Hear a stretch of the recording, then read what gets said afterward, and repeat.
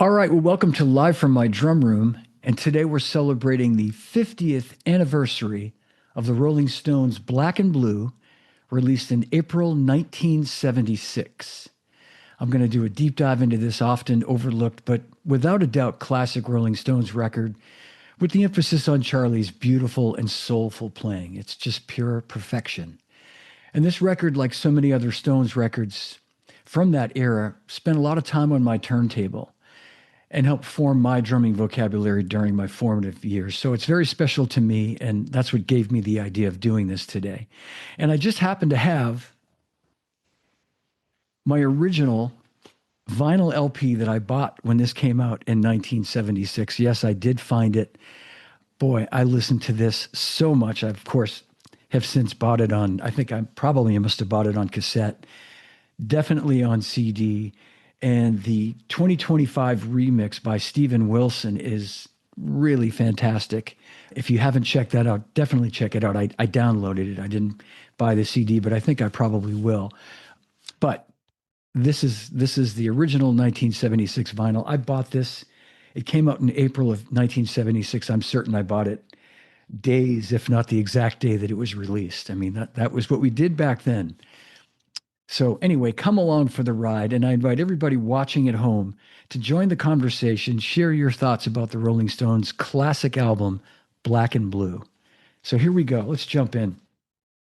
And first of all, I do want to say, if you're on Facebook, you're watching this right now, obviously.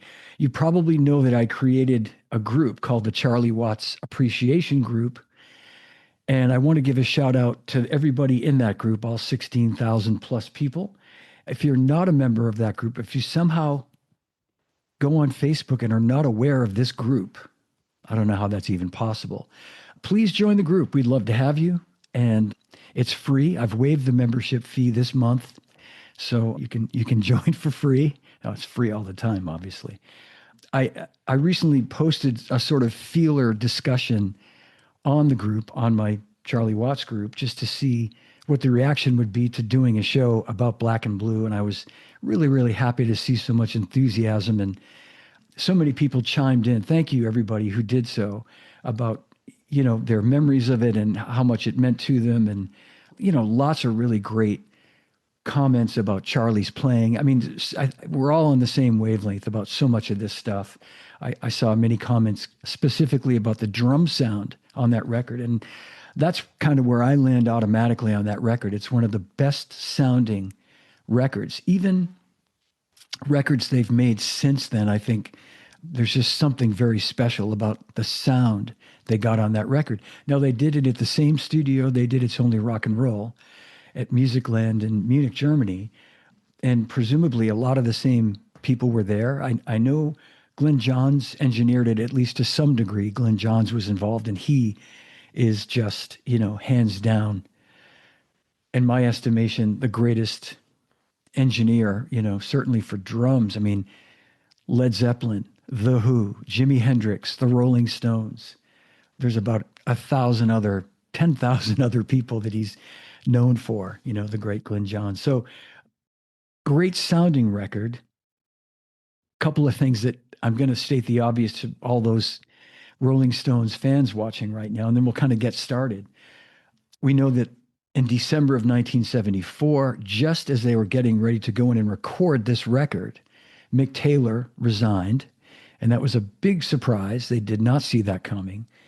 So they had to pivot, and the record that I think that, for all intents and purposes, maybe that they had planned to make became more of a sort of auditioning guitarist situation, which I think kind of, that makes it very interesting when you listen to this from front to back, from song 1 to song 8, all the way through.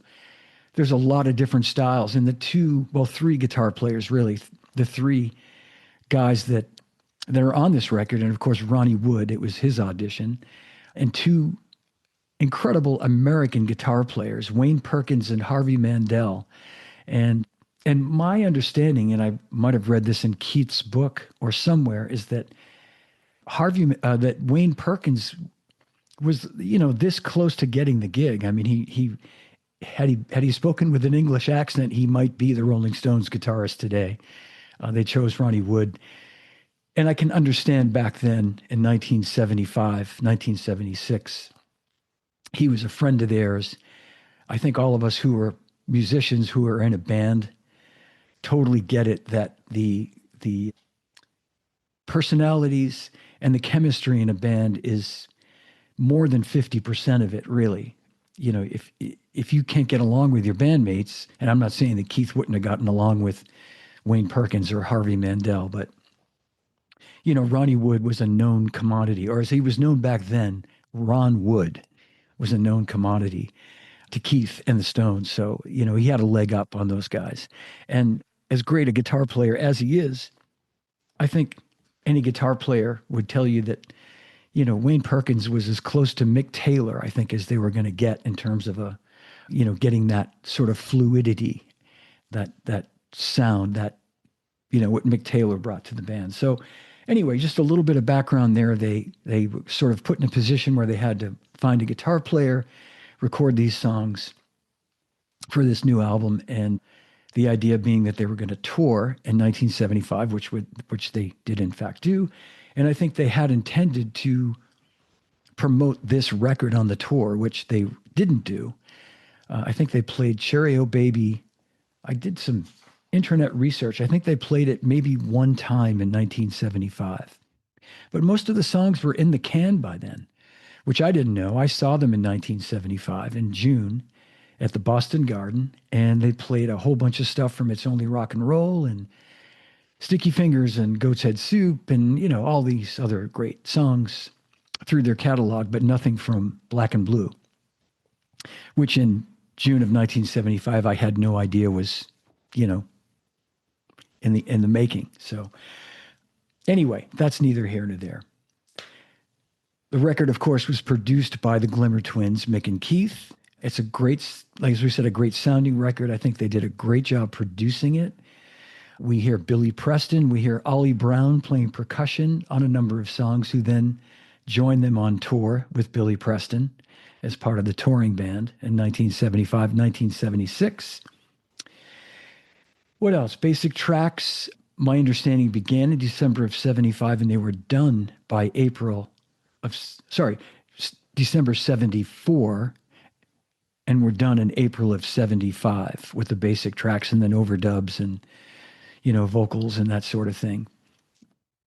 And also, yes, I'm seeing a comment about Rory Gallagher, who also, and I was going to mention that, is reputed to have been very close, certainly, you know, in the finalists. But again, I know you guys all know the story. Jeff Beck auditioned, and if you want to call it an audition, I think he came and played with him. I can't imagine Jeff Beck auditioning for anybody. You know, I think Peter Frampton's name was thrown in there, but I don't know that he ever actually auditioned. I think Steve Marriott's name was also thrown in there, but I don't know that he actually played with them. I'm certainly not an expert on this record. I think I know a bit about it. So if people have any real firsthand or some solid information, put it out there, share it with me.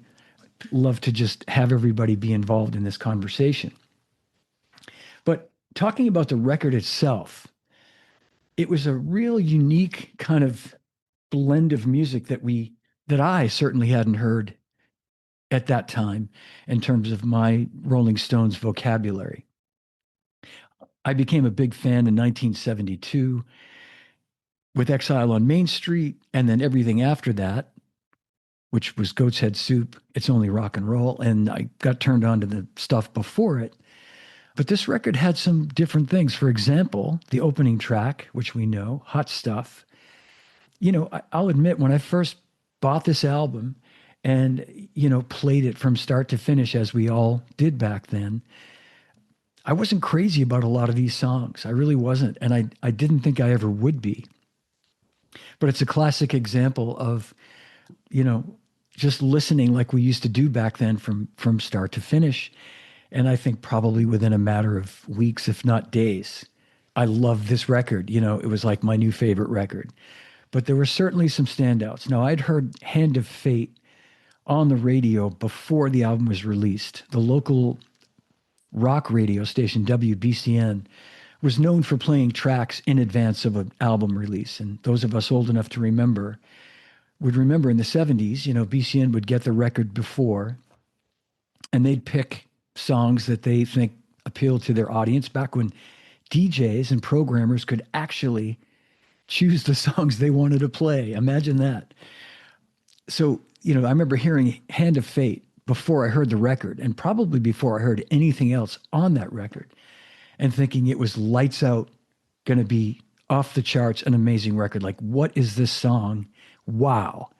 And, I remember being, as a drummer even, being knocked out by the guitar playing on it, having no idea who it was. I might have even assumed it was Keith.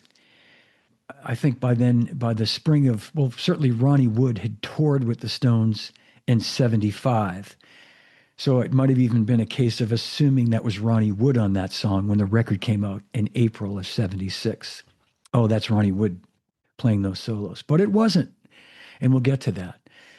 But Hot Stuff, interesting, kind of song for the Rolling Stones, which was a sort of turning point, I think, for them and Charlie to some degree. We hear him playing a, kind of a, what he sort of came to embrace later on, a more economical sort of feel and beat, playing what's just right for the music always, which is what he always did. And again, I'll admit, as a young 15, almost 16-year-old drummer, I was too immature to understand what they were going for in this song, and I wondered, like, is this like a disco song? And no, it's really not. It's really more of it's funky, it's funky, and it makes you want to tap your foot. And if you've ever seen them play Hot Stuff live, it's an amazing song live. So I think we're going to just jump in and play it. And let's kind of get the ball rolling here with Hot Stuff. So again, this is first song, side one. This album only has 8 songs. And we'll get into that in a minute too. Some of the outtakes that didn't make it onto this that we saw and heard later on that were great songs that really should have been on this record. And why they weren't, I don't know. But here's the first song, and it will, maybe play the whole thing or close to it.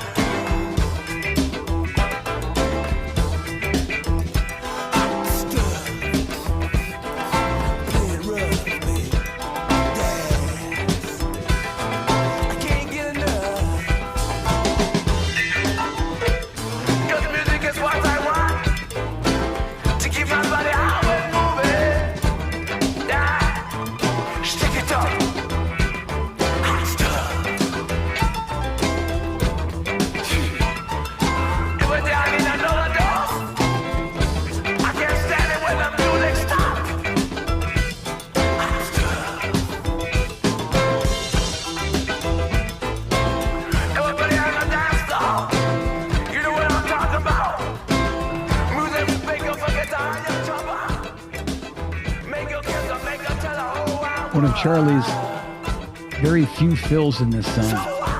Coming up.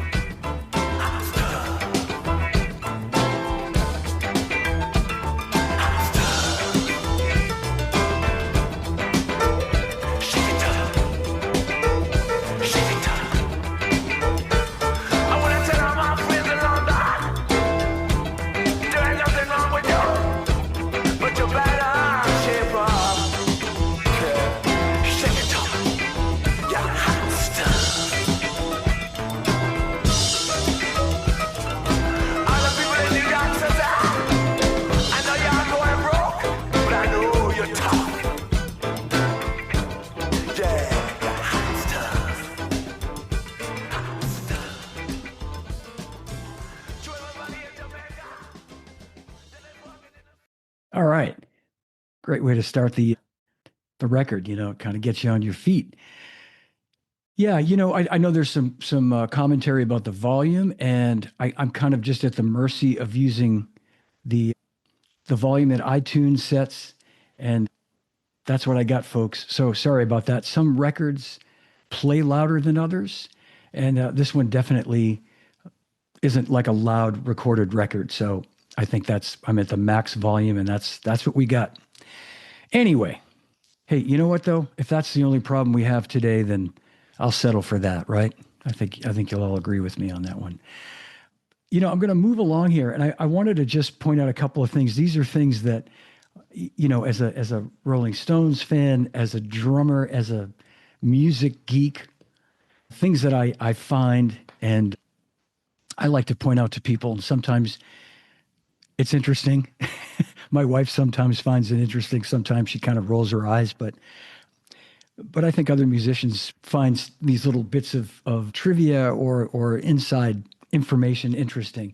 So the next song on the record is my personal favorite from the record. And I think I shouldn't say everybody, but I think there's a good number of people that I saw responding to this that pointed to Hand of Fate as their favorite track. And there's a lot of great songs in this. Don't forget, Memory Motel is on this record, which it's tough to beat that. But Hand of Fate is just a good old-fashioned Rolling Stones rocker. And I made a few notes about this one. I'm going to just sort of point out to people before we listen to it. This does feature Wayne Perkins playing the solos. There's technically 3 solos. There's the main guitar solo in the middle of it. Then there's a breakdown where they do this little funky breakdown and like a little bit of a solo there. And then during the coda, as it starts to wind down, there's a 3rd solo, and that's Wayne Perkins. And what I love about this song is to my ears, it sounds like it was recorded live in the studio. And it's one of those things that if I'd ever asked Charlie that question, he probably would have shrugged his shoulders and said, I don't remember. Maybe he would have. I never did ask him this. But I think, I think those of us that, the sort of people that dissect these songs, you listen to this and you hear a very distinctive rhythm guitar that's no doubt Keith. And then you hear a very distinctive other rhythm guitar that plays the solo. And I only hear I only hear Keith one time and the other guitar, whereas so often Keith is overdubbed a second and a third guitar, So in my mind, I think they played this song, and why wouldn't they, live in the studio and overdub the vocals later, of course, which is what they had to do. But the music sounds like it's live. At least it has that. It's as close to that sounding to me as it could be. And the great thing about this too that I love is you can hear Wayne Perkins, who again is the guy playing the solo. You can hear him switching from playing rhythm to playing the solo back to playing rhythm. Listen to the end of the guitar solo. When it's done, he's right back to playing a very similar rhythm pattern that Keith has been playing all along.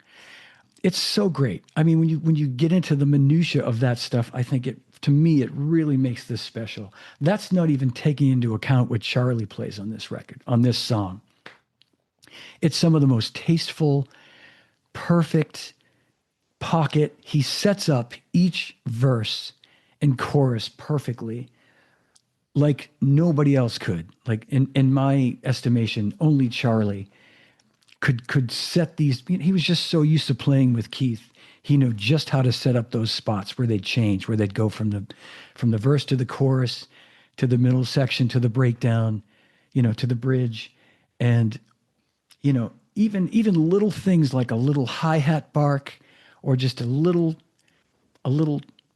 quarter note on the tom-tom and a crash, just something so simple that just takes it from here to there.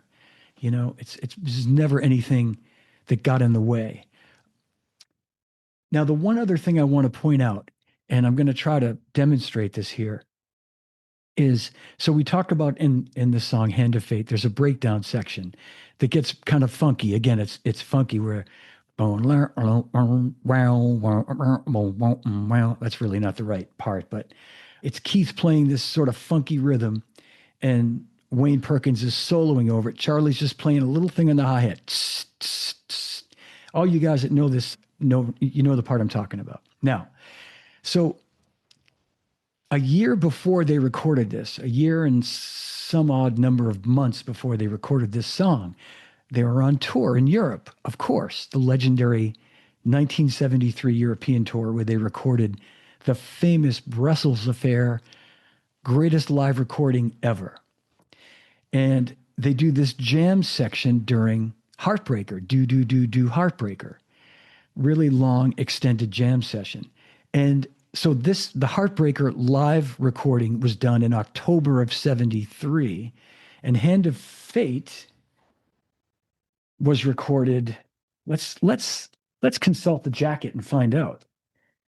Hand of Fate was recorded March 25th, 1975. So about 18 months later. But the cool thing is this. Keith uses that riff that he played in the live version of Heartbreaker during the middle section of Hand of Fate, or something really similar, very similar. And yes, open G, exactly. That's the Keith sound. Okay, so I'm going to play Hand of Fate all the way through because it's my show and I can do that. And then we're going to listen to a little bit of that Heartbreaker jam section, and you can see the part I'm talking about. All right, so here comes the second track, Hand of Fate, Black and Blue. Check this out. Again, check out especially the guitar solos played by Wayne Perkins. And of course, Keith's beautiful rhythm guitar playing, Charlie and Bill, mixed vocals, everything. The lyrics, complete package. Here it comes.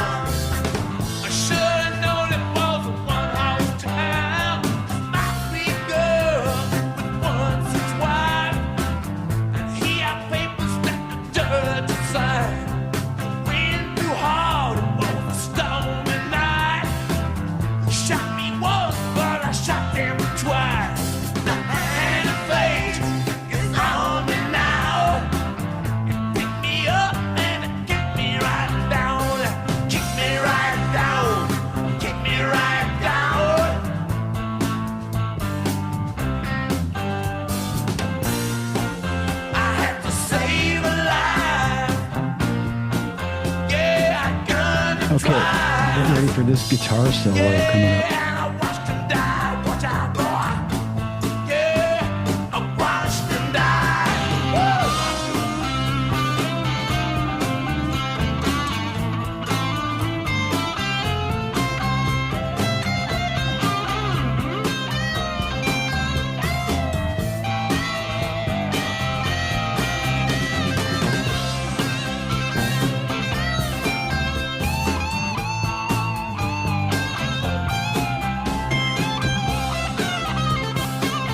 Hear those setups?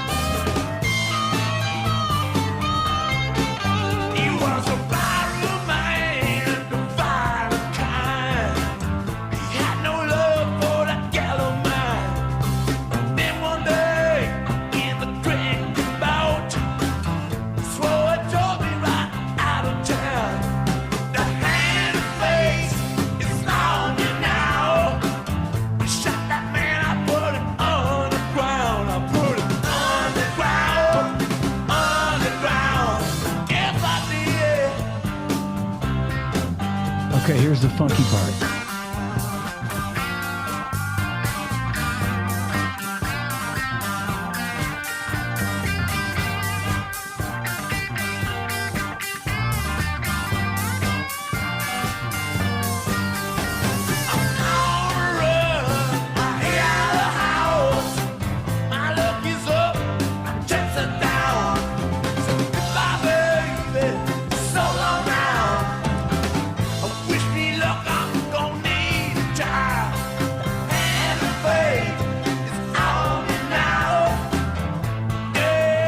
16th notes on the hi-hat, hand to hand.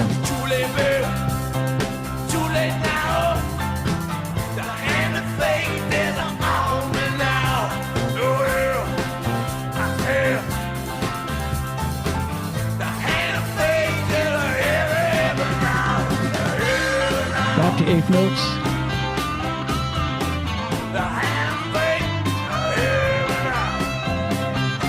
Double time.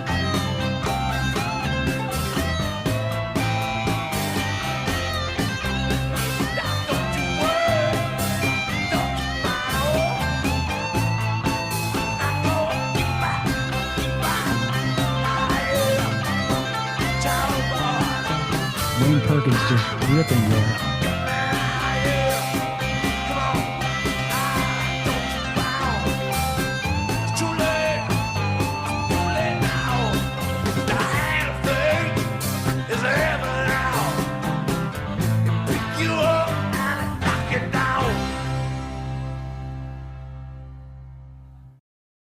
Okay, so now, wasn't that great? Wasn't that just amazing? Yeah, man. Big time grooving. Ron Westwood, big time engine room grooving there. Yeah, that's a very special song. So check this out. So if you can remember that section in the middle of the song that I pointed out, the breakdown section where they're just doing this little funky. So check this out. This is Heartbreaker, Do Do Do Do, from London, actually. It's not from Brussels. This is from London, September of 1973. So literally 18 months before. And I'm going to try to get this queued up to the section so we don't listen to the entire song. I think it's about 3 minutes and 20 seconds in where they get to this jam section. And I'm willing to bet many people watching right now have this famous Rolling Stones bootleg at home. This is from the Brussels Affair Definitive Collection is the one that I have, but there are 1,000 versions of this Rolling Stones live bootleg from 1973. If you don't own the Brussels Affair, you have to own this, or you cannot call yourself a Rolling Stones fan. It's impossible. This was the greatest collection of live music they ever made, and thank God it was recorded. But anyway, so let's see if this works. This is the little instrumental section of Do Do Do Do Heartbreaker, and I'm going to play this.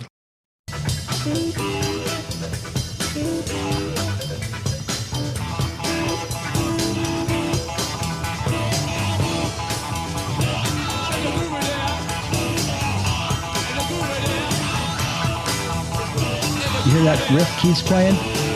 Ba-da-ba, ba-da-ba, ba-da-ba, ba-da-ba.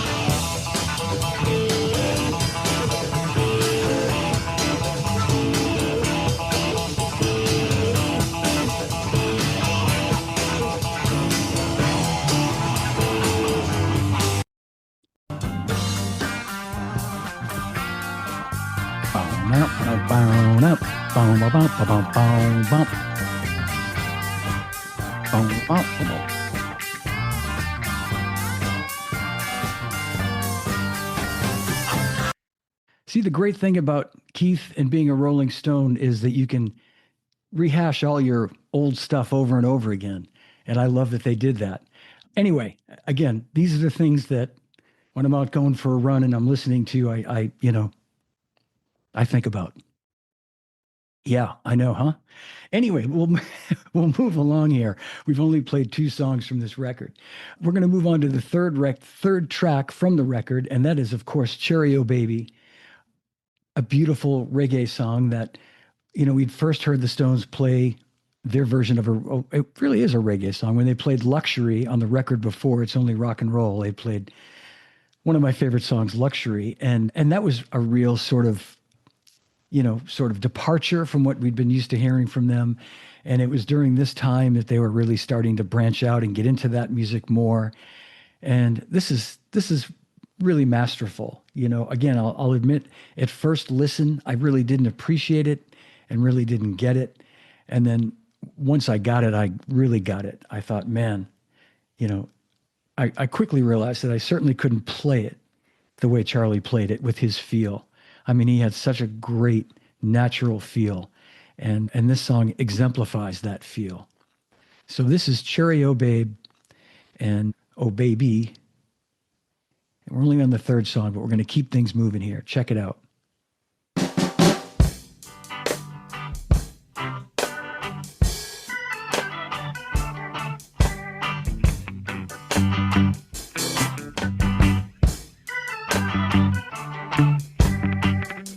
Cherry, oh baby, why in need of thee? If you don't believe it true, what have you left me to do?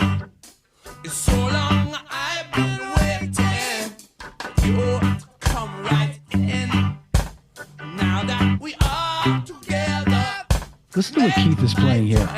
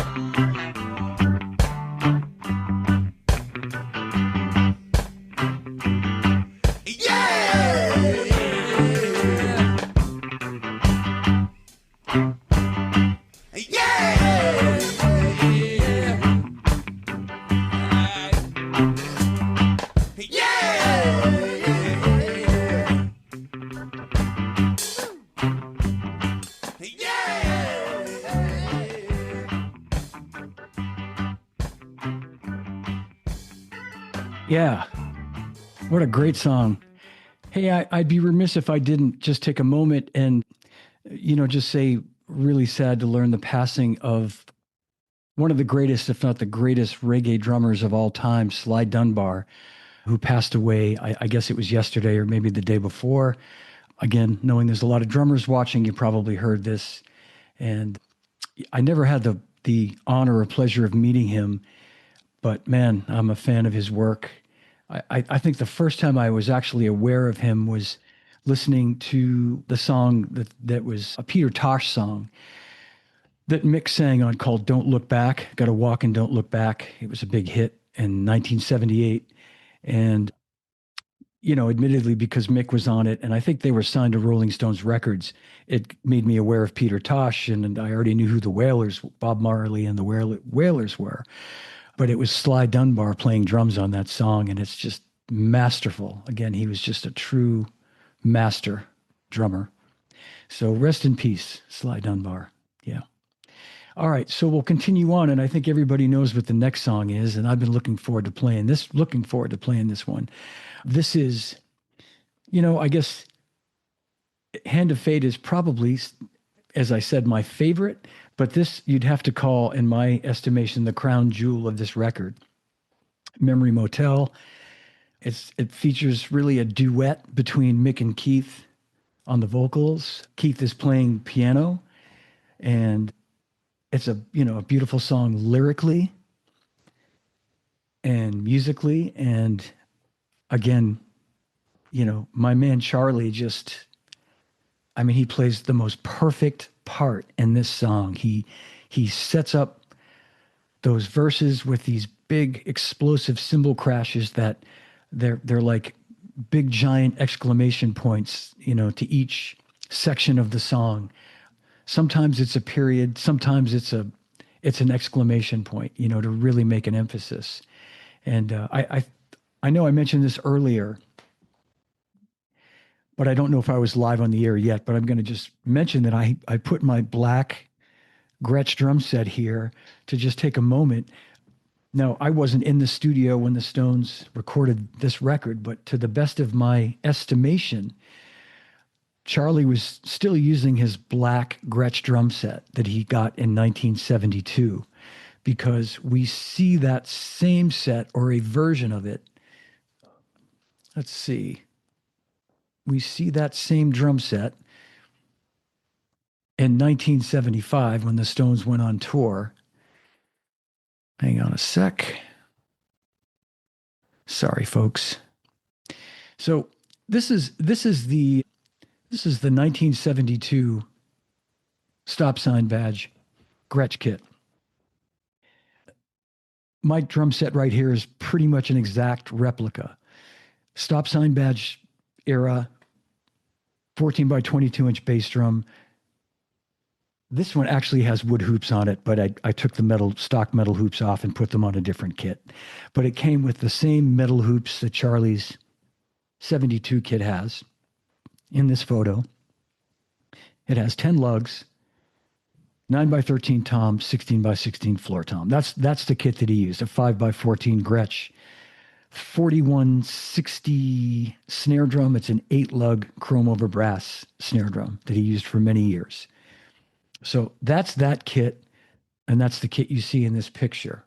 Now, this was the kit that he used in 1975, and at first glance, you might think it's the same exact kit. By the way, the cymbals I'm going to get into in a second.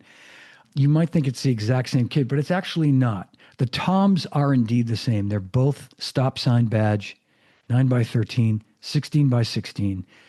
The bass drum is a 14 by 22 8-lug. Count them, 1, 2, 4, 6, 8 lugs. And you can see he's got a cymbal mount there, and the tom holder he's not using. Of course, it's on a snare stand. The tom's on a snare stand. But the tom mount is there, whereas his 72 Gretsch kit had no hardware at all on the bass drum. It was like mine. It had no hardware at all. So he took his 1968 round badge Gretsch bass drum out on tour and used that as the bass drum. So it's not exactly the same kit.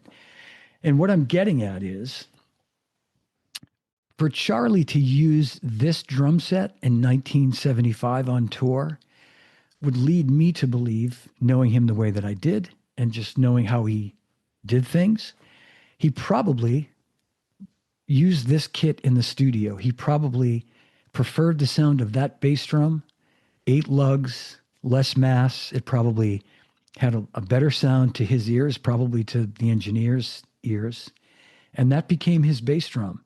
And he used that right up until 1978 when he got his Maple kit. So I just wanted to share that little bit of information that I think is probably pretty on the money, that would have been the kit he used. So again, the Yes, Daniel McCarthy. That would be the bass drum from the Rock and Roll Circus kit, only the bass drum.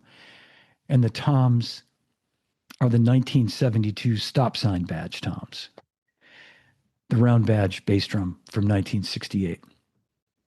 And, again, I saw both his 72 kit and the bass drum at the Rolling Stones exhibitionism display in New York back in 2016. They had them, Don McCauley, who I was hoping could join me today, but he's working. Don did an amazing job restoring all these old kits that Charlie had put away in storage. So anyway, that's where that comes from. That's where, to me, that amazing sound comes from, is those drums that he used from that period of time onward through Some Girls and up until 1978. Okay, I'm going to take a minute, talk about the cymbals. Now, the cymbals on this record have always been, something that I just thought sound amazing to me. They sound so special, so great. They speak so beautifully. They're recorded so beautifully. And, they can do a lot in the studio, obviously with compression and great microphones. But, you need to have great sounding cymbals too to make that sound. And by my estimation, what you're hearing on this record is a Paiste 2002 20-inch, either a medium or a ride cymbal. Now, for it to crash the way it crashes leads me to think it's what they call a medium, which is a medium crash. And you can play that as a ride. Charlie may have used, on tour, he may have used a 2002 actual ride, which is a little heavier while on tour. But I think in the studio, in my mind, when you hear the crash cymbal, we're going to hear it a lot in this next song. That's why I'm talking about this now. We're going to hear this 20-inch crash a lot in this song. And I want all you drummers to listen closely. It's definitely not a Zildjian. It just, my ears are pretty good considering the work that I used to do. And I have a pretty good ear for discerning different types of cymbals and different brands. And Zildjians and Paiste do sound different. There's no mistaking that. And so this crash, this big crash that you hear, I'm certain is a 2002 of something 20-inch. The small crash that we hear all the time, that's his Paiste 602 thin crash.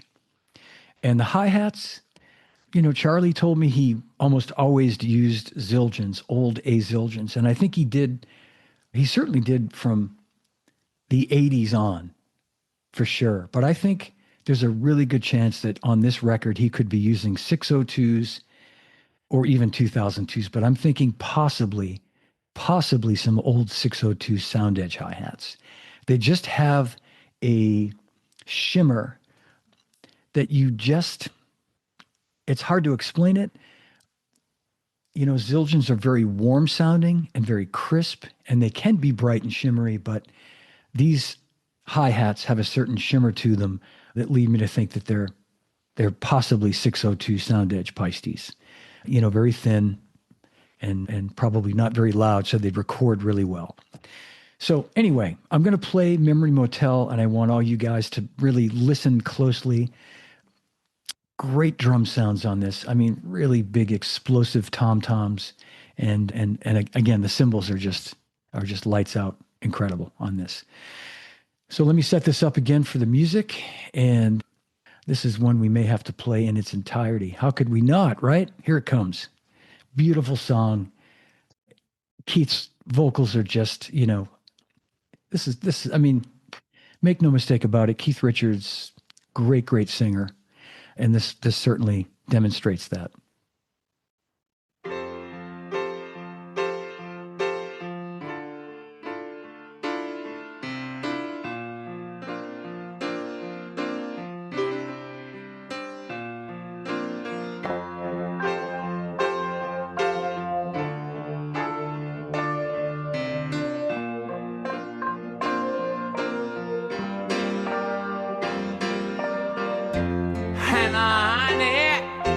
Peachy kind of girl.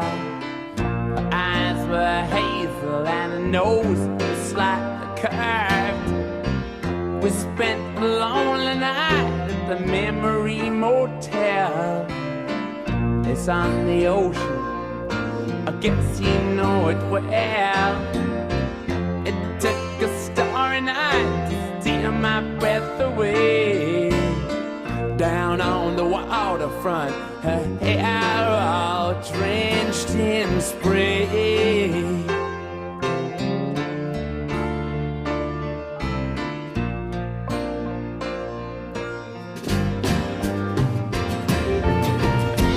Hannah baby was a honey of a girl.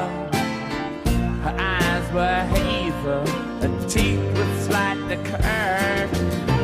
She took my guitar and she began to play.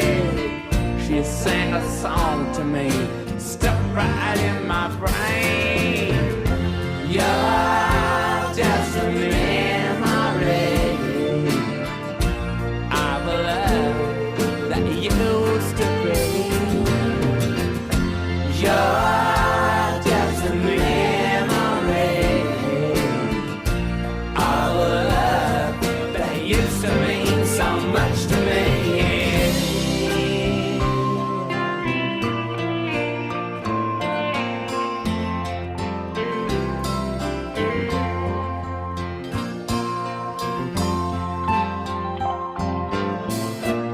She got a mind of her own and she uses it well. Yeah, well, she's one of a kind. Got a mind.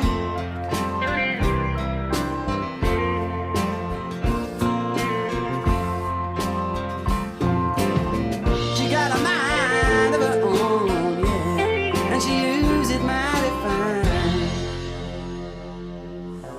She drove a pickup truck painted green and blue.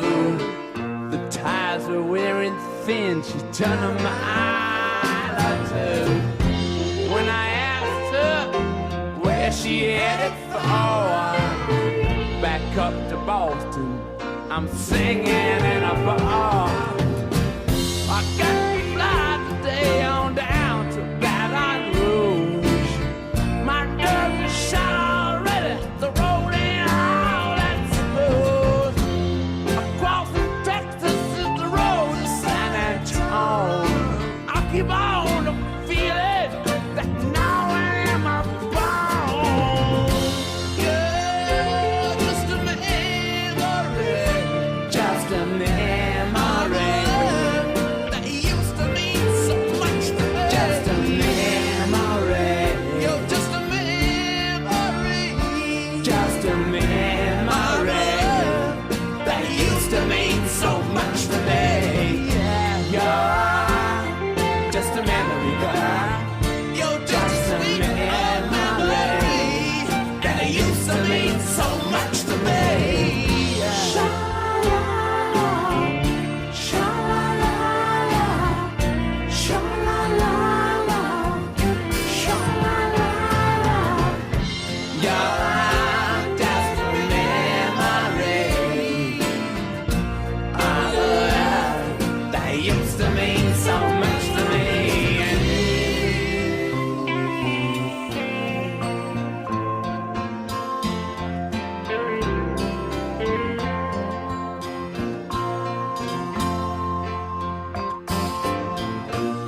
She got a mind of her own and she uses it well. Yeah, mighty fine, 'cause she's one of a kind.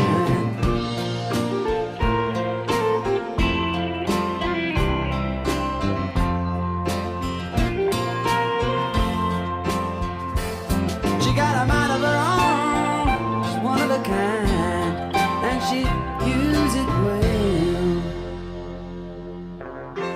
On the 7th day, my eyes were all aglaze. We've been 10,000 miles, we've been in 15 states. Every woman seemed to fade out of my mind. I hit the bottle, I hit the second cry. What's all this laughter? That's the 16-inch crash right there. Second floor. Check it out. Here it comes It's again. just some friends of mine. and busting down the door. Been a lonely night at the Memory Motel.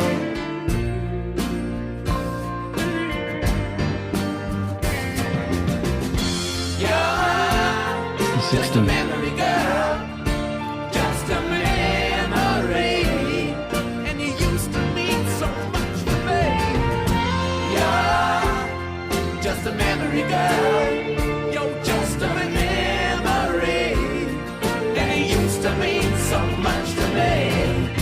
You're just a memory girl, you're just a memory, and you used to mean so much to me. You're just a memory of a love that used to mean so much to me. She got a mind of her own, and she uses it well. Well, she's one of a kind.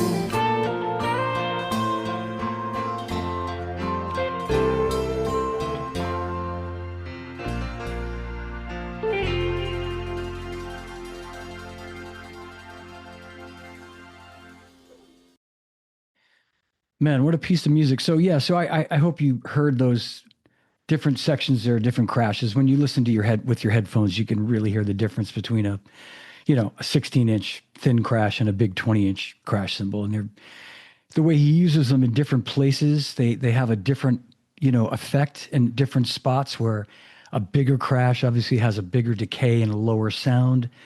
So it just gives more emphasis to that part. And then the bright, fast sound of a 16-inch thin crash is very, it's really accentuates, again, a real exclamation point, so to speak.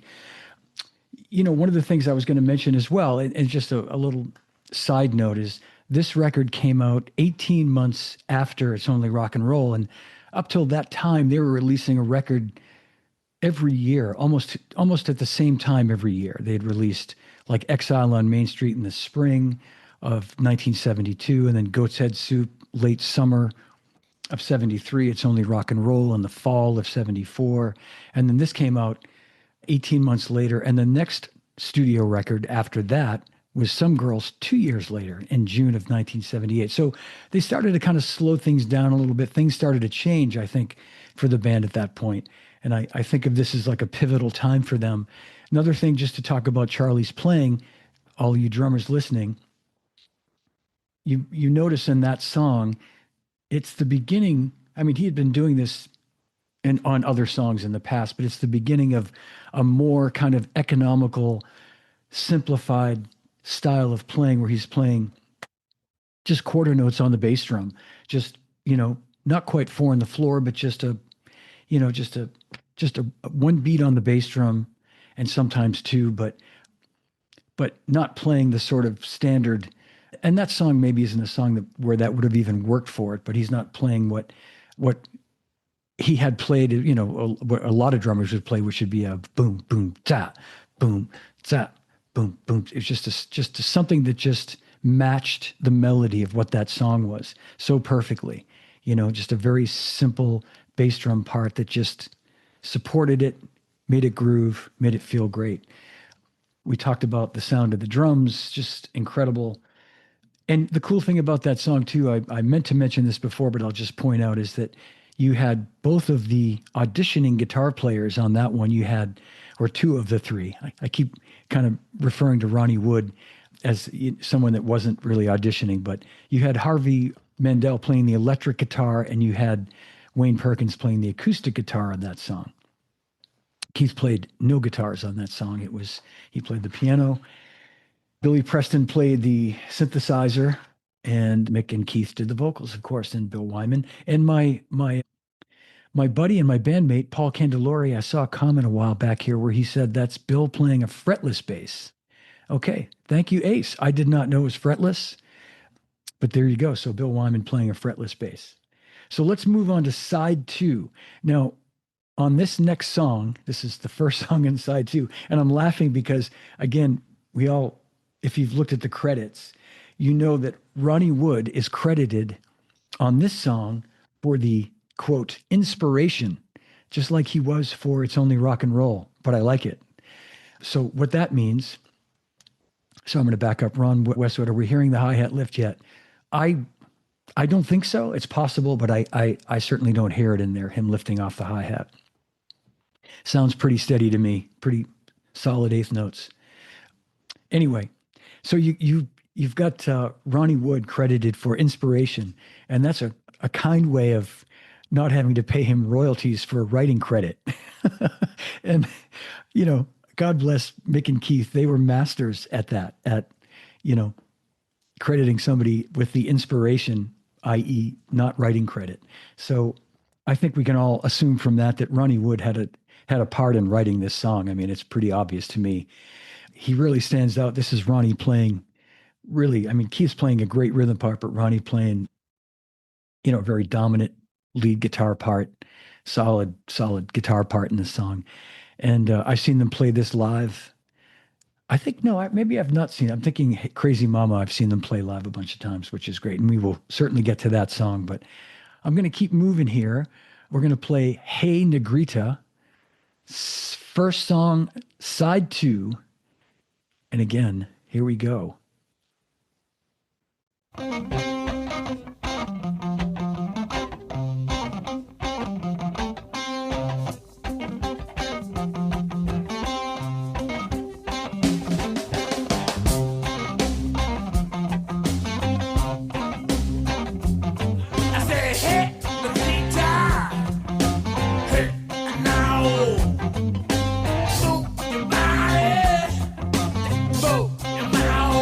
Ridiculous groove here.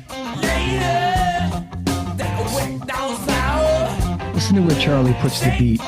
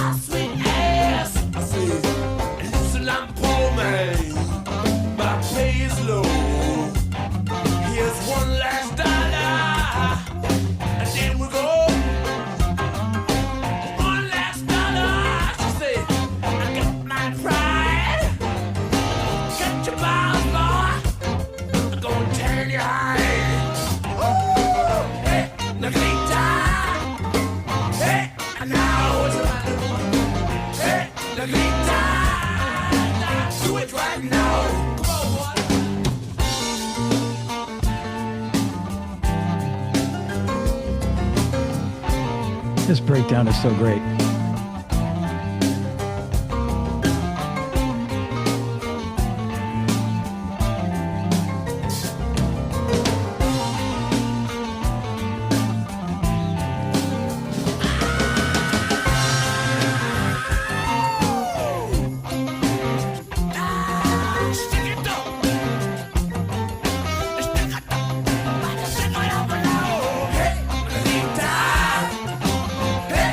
Now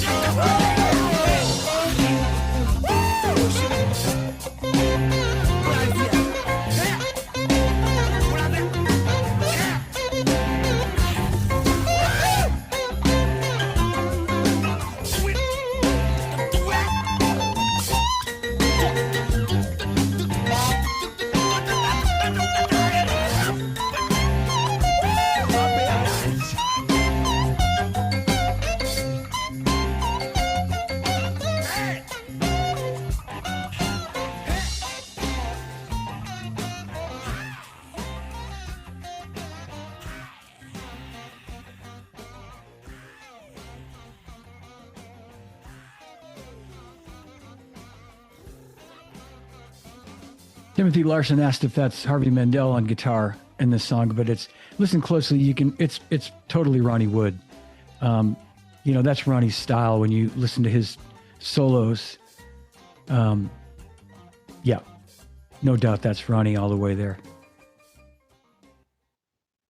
And as I said, kind of setting this up, he was credited as being the inspiration for it.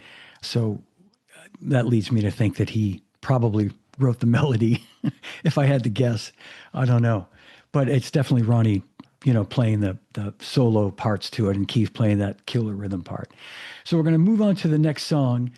And admittedly, again, this was a song that I didn't fall in love with immediately, but it's certainly one that I've grown to love over the years. As I love all these songs. Come on, what are we talking about here? Little funny thing, this is one of these records. It's front to back, only 8 songs, and the whole album times out at about 40 minutes, like 40 minutes and 40 seconds or some crazy thing. And there was a time when I swear I'm not being boastful because this was years ago, but I would go out and I'd run 5 miles, and I would try to clock my 5 miles to get all my miles in before this record finished. So that would be about 8 minutes and something per mile. Those days are long gone, folks. Yeah, I could maybe get through. I'd probably run 3 miles in the time it takes now to listen to this record. So anyway, though, that was a fun thing to do because it's a short record to just kind of go, okay, I'm going to get out there and going to try to get the whole record, listen to the whole thing and be done, with my workout by the time the record finishes.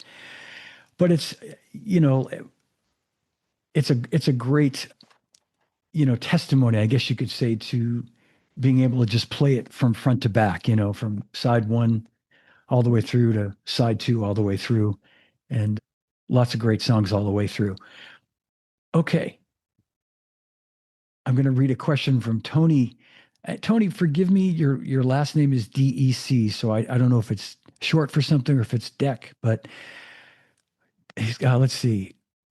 Anyone want to weigh in on why Fool to Cry was the top 10 single here? So many great choices. Tony, you took the words out of my mouth, and I was going to get to that when we got to that song, but let's talk about it now, Tony. I'm with you 100%. I never got that. I don't know if that was Deck. Okay, Tony Deck, thank you. Thank you for being here today, by the way, too, Tony. Appreciate it.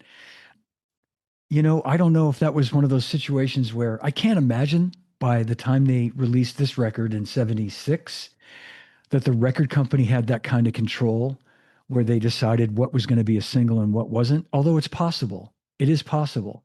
But, those are the things that happen early in a band's career where they have little to no say over those things. And the record company says, we think this is going to be the hit. This is going to be the single. So we're going to release this. And it's a turkey. And you hear these stories all the time where the band will say, no, we want to release this one. And 99% of the time, when they do get their way and the band gets to release what they want to release, that ends up being the hit. And more often than not, the record company blows it and releases a dud. Now, I'm not saying Fool to Cry is a dud, but why they wouldn't have released Hand of Fate as a single, I don't know. Why they wouldn't have released Crazy Mama as a single or Memory Motel. I mean, I don't know. My 15-year-old self loved it. Yeah, I was 15 at the same when this came out too, same age. But why? Yeah, that's the question. I don't know. I don't know why. My guess is maybe it was beyond their control, and they just had to do it. They just had to release that as a single. But I believe, if we look back at history, I think the song did chart. I think Fool to Cry did chart maybe in the top 10, and it might have even gone to number 1. Who knows? Let's see if I can find this here. Number 6 on the UK singles chart, number 10 on the US Billboard Hot 100. So it did hit the top 10, as I said. It probably did. But I don't know how long it stayed there. It didn't go to number 1 anywhere in the world.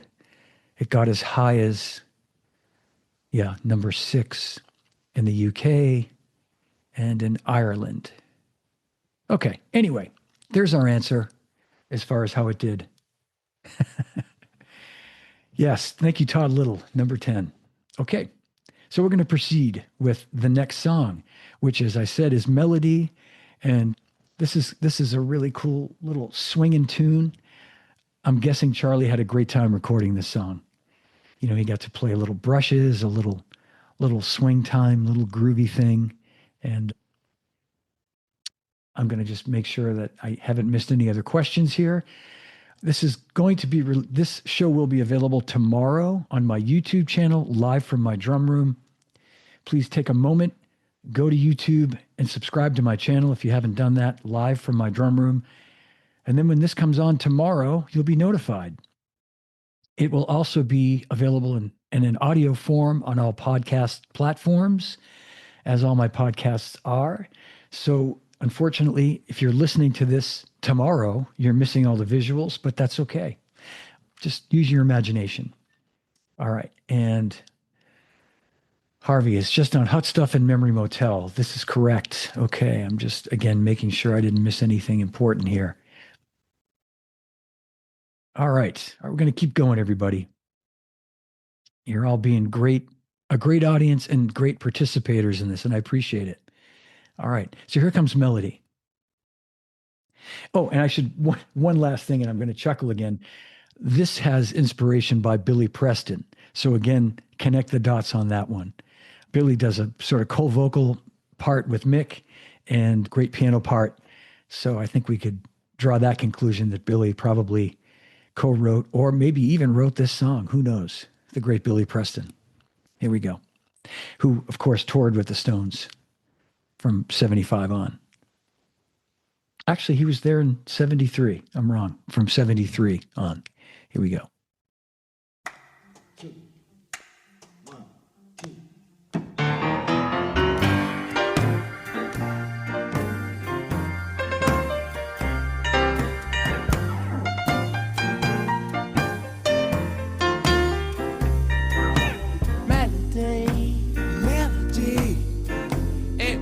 A second name, Melody, Melody. It was a second name, Melody, Melody. Yeah.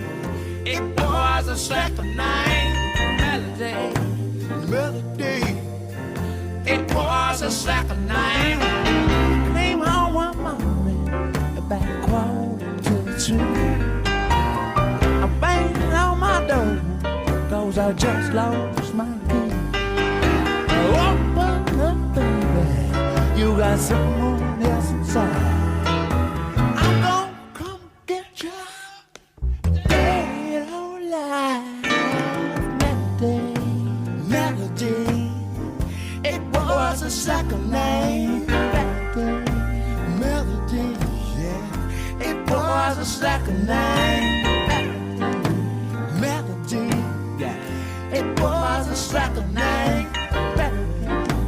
Melody, yeah, it was a second name. I took her out dancing, but she drank away my cash. She said, I'm gonna fix my face, don't you worry, I'll be back. I'm looking for a high low, like a musket for a hand.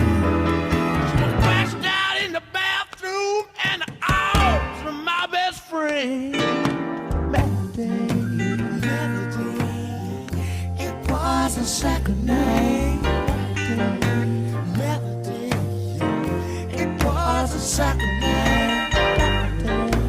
Melody, yeah. It was a second name. Melody, Melody, yeah. It was a second name. Melody, Melody, it was a second name. Melody, it was a second name. Then one day she left me. She took everything I moved. She took my trailer home. She took my Sunday boots. My nose was on the trail. I'm gonna catch you by surprise. And I'm gonna have to pressure to roast that child alive. What I said? It was a second name. sucker night. It was a sucker night. It was a sucker night. It was a sucker night.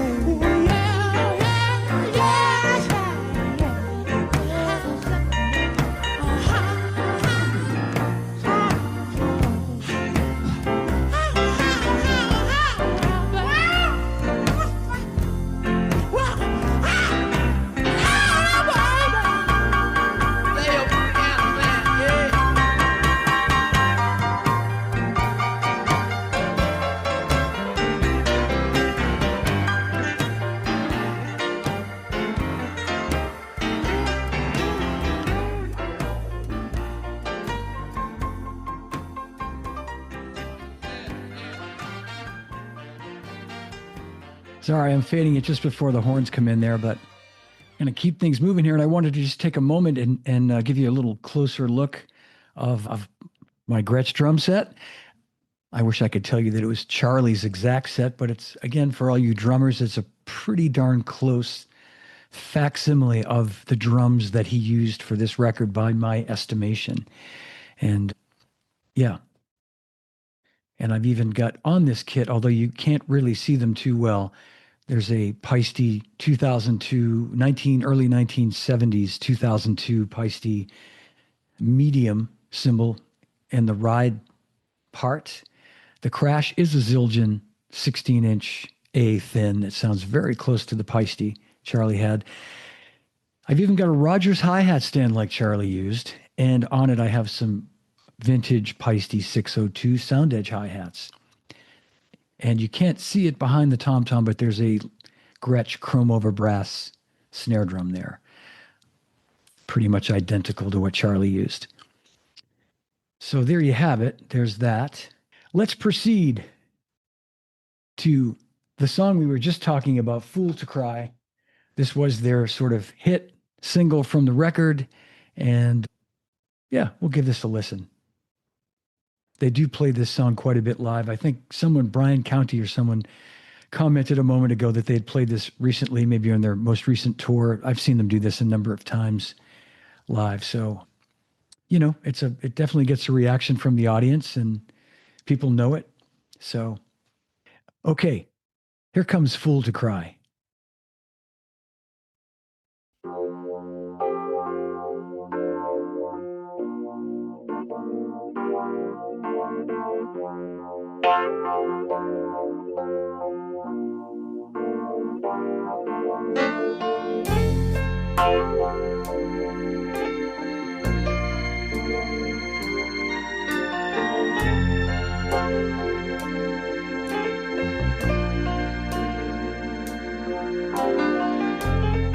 Come home, baby, and I've been working all night long. I put my daughter on my knee, and she said, Daddy, what's wrong? She whispered in my ear so sweet. You know what she said? She said, Daddy, you're a fool to cry. You're a fool to cry. And it makes me wonder why.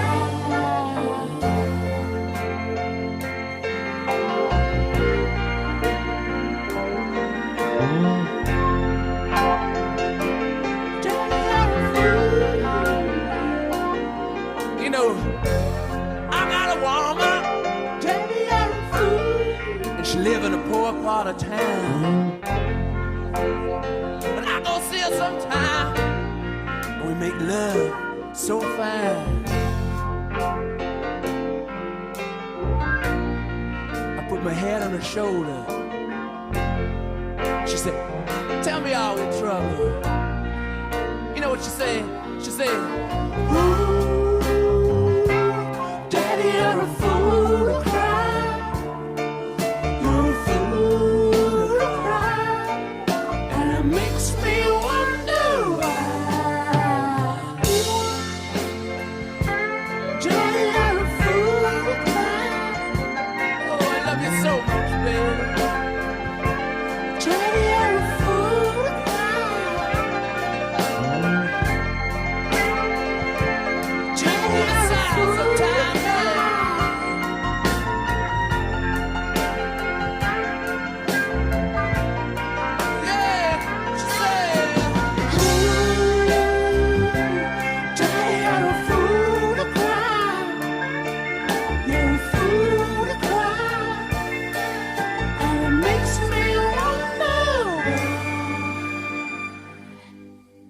she said,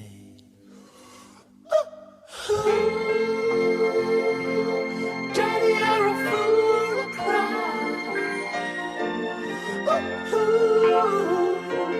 Daddy, you're a fool to cry.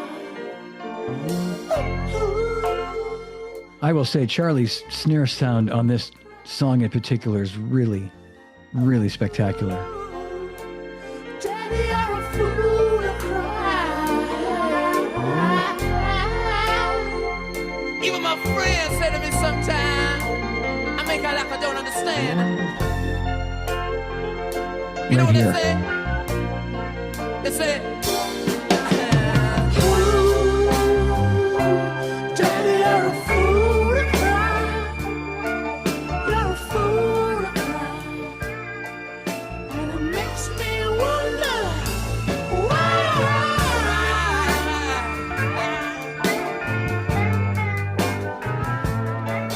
I'm a fool, baby. Yeah. Yeah, those cool little 16th notes that he switches to in the hi-hat there during the as it fades out. I guess it doesn't fade out, does it? Comes to an ending. Anyway, you know what I'm talking about, the coda. And interestingly, we know that there are two songs, actually three technically, but there are two songs that were from these sessions, Slave and Worried About You, that have the exact same. I remember hearing them on Tattoo You and really hearing how they sounded so much like this record, the sound of the drums, especially, I fixate on the sound of the drums. And I remember thinking like, wow, he's got that, it's that same. And of course we later found out they were from that session and then they were just held over until they put them on Tattoo You. But, that's for another time. When we talk about Tattoo You, maybe we'll get into those songs. I don't know if we'll have time today. We're getting close to the end here. So let's go to the last song, Crazy Mama, a real rocker. Yeah, I wanted to point out in this song in particular, listen as it gets to the end during the coda. I think what really makes this song is Ronnie Wood's riff, that little, if you've heard them play this live or just heard this song, that thing that Ronnie plays over Keith is just so tasty and so cool. And he plays it as the song fades out. And then he kind of answers it. Anyway, that's Ronnie Wood, and very, very tasteful part. So let's get on with it, and let's play the last song. This is Crazy Mama, song 8 from Black and Blue. Here it comes. A real rocker.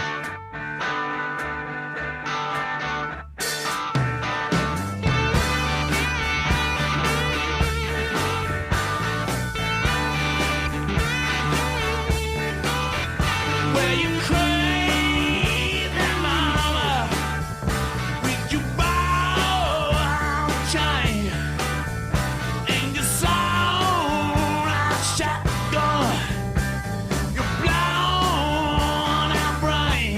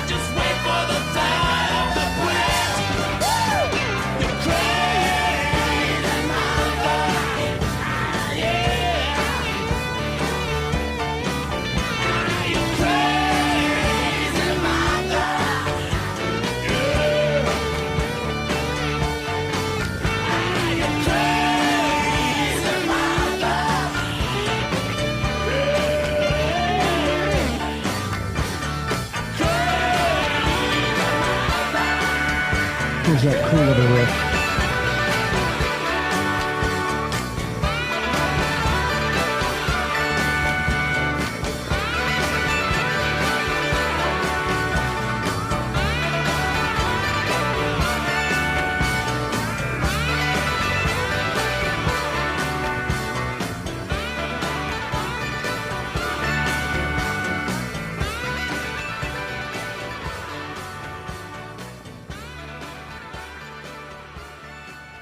Hey, I want to give a quick shout out to my dear friend, really, really, really very important man who unfortunately was not able to join me live today because he's in Ireland working. I hope it's okay to say this with U2, but my dear friend and good buddy, Don McCauley, who's Charlie Watts's and now Steve Jordan's drum tech, is watching, and I just want to read his comments. Such a great swagger in that laid back beat on Crazy Mama. Absolutely, Don. You nailed it. And we're just about to wrap up here, but I wanted to just say hi to Don. And Don, thanks for that great comment, because that sums it up perfectly. And I do want to also clarify something I somewhat misspoke. This song, according to the liner notes, credits Mick playing electric guitar and Keith, of course, playing electric guitar. Lead guitar, Keith, but it says solo overdub ending, Billy, Keith, Ron. Now, I would bet my vintage Gretsch drum sets, all of them, that little part we just heard at the end was Ronnie Wood. That I've heard them do this song a number of times, and that's Ronnie. It sounds like him. You know what I mean? It's that sound, it's that tone, it's the way he plays. So that little bit at the end there was Ronnie Wood. But a lot of those, what I thought to be were Ronnie Wood, it sounds like was Keith. Those little sections where there's like a lead guitar. And Keith was playing a lot of lead guitar back then. So anyway, little point of clarification. You heard the first note of Slave. I had that queued up in case we had a little more time, but I'm going to wrap it up now. We've been going a long time here.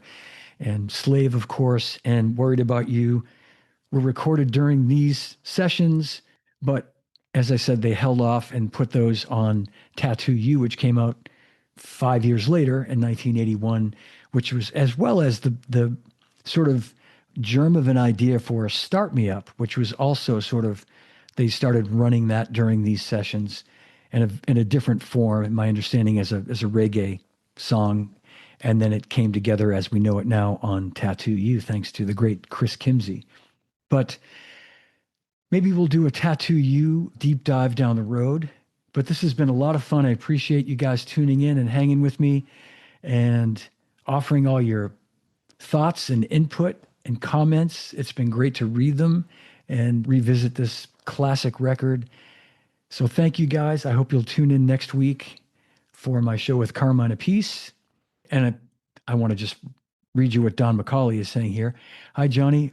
Seen them played at the rehearsals, and definitely Ronnie playing that riff.